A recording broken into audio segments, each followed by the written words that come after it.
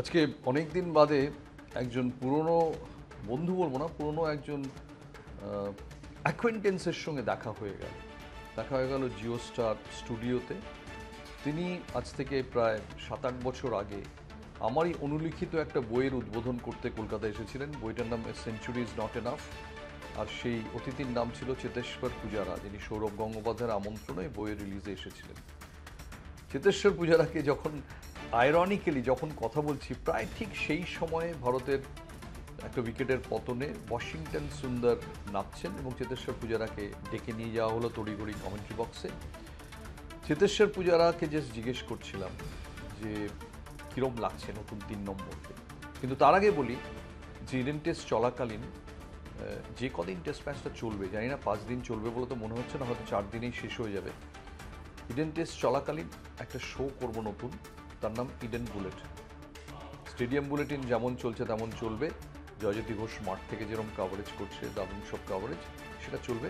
কিন্তু আমি মুম্বাইতে বসে স্টেডিয়াম বুলেটিন না করে ইডেন বুলেটিন করবো বলে ঠিক করেছি।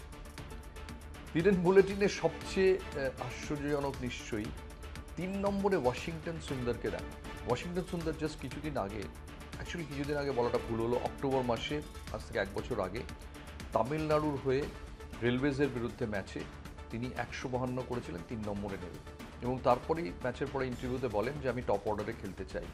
এবার অনেকেই তো টপ অর্ডারে খেলতে চায়, যাদের যা 100 করেছিলেন রঞ্জি ট্রফিতে, তাকে কি টপ অর্ডারে খেলিয়েছে? খেলায়নি তো। একমাত্র রবি শাস্ত্রী ছাড়া কেউই টেল এন্ডার থেকে উপরে খেলার সুযোগ পাননি। সাই সুদর্শন, যিনি আগের টেস্ট ম্যাচে 2 ইনিংসে 50 করেছেন, তাকে বাদ যেতে হলো। তার কি অপরাধ গৌতম গম্ভীর জানেন। যাই হোক, আজকে ওয়াশিংটন সুন্দর কত করেছেন জাস্ট একবার ল্যাপটপটা দেখে নিই। তিনি করেছেন আজকে 38 বল খেলে 6। পূজার সঙ্গে কথা বলে মনে হলো দৃশ্যতই যে তিনি এই 3 নম্বরের ওপর খুব একটা ভরসা করছেন না, বা মনে করেন না যেভাবে 3 নম্বর তৈরি করা সম্ভব। সত্যিই তো 3 নম্বর তো এরম নয় যে সাউথ সিটি মলে গেলাম বা কোয়েস্ট মলে গেলাম, গিয়ে একটা 3 নম্বর কিনে নিয়ে এলাম। 3 নম্বরটা মোস্ট ক্রিটিক্যাল পজিশন, যেখানে রাহুল দ্রাবিড় ব্যাট করেছেন, চেতেশ্বর পূজারা ব্যাট করেছেন, একটা সময় বিজয় মাঞ্জরেকর ব্যাট করেছেন, অজিত ওয়াডেকার ব্যাট করেছেন, দিলীপ ভেঙ্গসারকর, একটা সময় সৌরভ গাঙ্গুলি, এরা 3 নম্বরে ব্যাট করেছেন। তারপর সে ওয়াশিংটন সুন্দর, জানি না 4 জন স্পিনার, এটাও তো খুব আশ্চর্যজনক। শুভমান গিল আবার টসে হারবেন, সেটা এতটুকু আশ্চর্যজনক নয়। তিনি নিজেও জানতেন, আমার মনে হয় টস জিতলে বেশি বোধহয় খুব বেশি ধাক্কা খেতেন।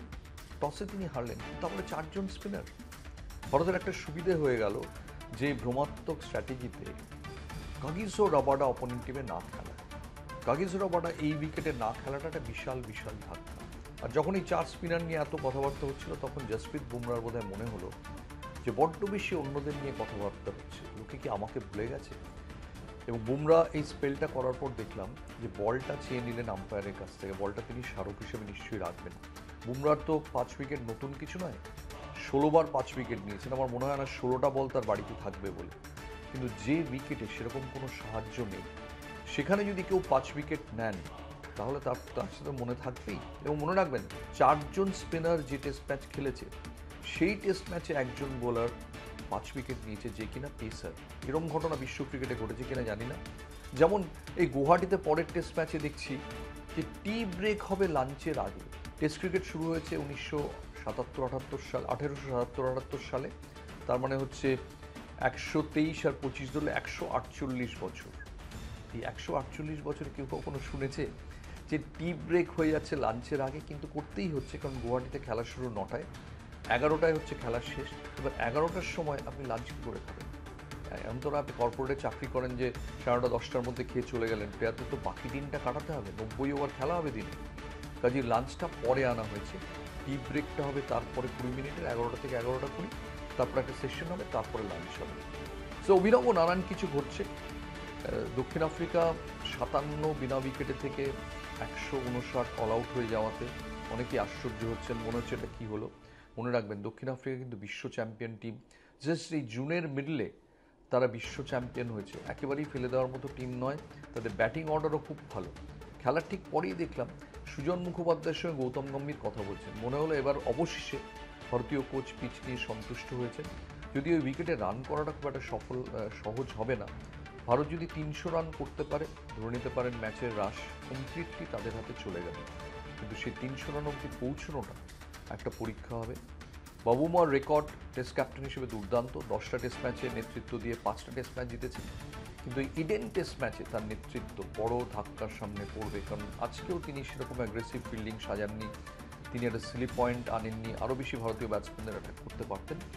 দেখা যাক দ্বিতীয় দিনের খেলা কি বয়ে আনে।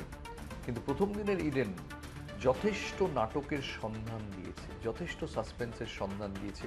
এই মাঠে খেলা হচ্ছে 92 বছর হয়ে গেল এবং এখানে এতদিন বাদে আবার টেস্ট ক্রিকেটের পুনরাবির্ভাব ঘটছে সেই পিঙ্ক বল টেস্ট ম্যাচের পর। প্রথম দিনে নাটকীয়তার সন্ধান পাওয়া গেছে এবং মনে রাখবেন, একটা মাঠে যখন ভালো খেলা হয় সেই মাঠটাও তার সঙ্গে কিন্তু গর্বিত হয় এবং আলোকিত হয়। ভারতীয় ক্রিকেটে নানাভাবে বাংলা এবং ইডেন গার্ডেন্স এখন কিছুটা অবহেলিত। ইডেন গার্ডেন্সে যদি একটা স্মরণীয় টেস্ট ম্যাচ হয় তাহলে কলকাতার মানুষ হিসেবে আমাদের সবার ভালো লাগা উচিত। স্মরণীয় হওয়ার প্রতিশ্রুতি অন্তত প্রথম দিন রেখেছে, কালকে কি হয় আমরা আগ্রহের সঙ্গে লক্ষ্য করব। আজকে এই পর্যন্ত থাক।